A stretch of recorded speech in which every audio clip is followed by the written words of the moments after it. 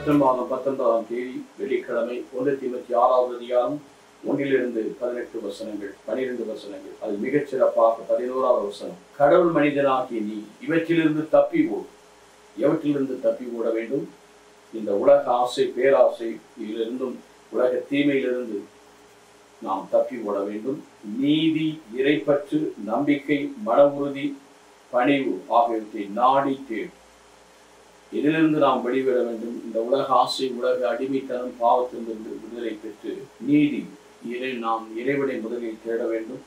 இறைப்பற்றிலே நாம் நிலைத்திருக்க வேண்டும். இதனால் இறைவனோடு உறவு கொண்டு மன உறுதி, பணிவு ஆகியவற்றை நாடி இவைகளெல்லாம் தேட வேண்டும். We should seek and search. ஆண்டவரை முந்த தேடுங்கள். மத்திய 6:33 சொன்னது போல எல்லாம் உங்களுக்கு சேர்த்து கொடுக்கப்படும் என்று சொன்னது போல நீதி, இறைப்பற்று, நம்பிக்கை, துணிவு, பணிவு இவைகளை நாம் நாடி தேடும் போது மற்ற ஆண்டவர் தம்முடைய அருளால் நம்மை தேற்றுவார்.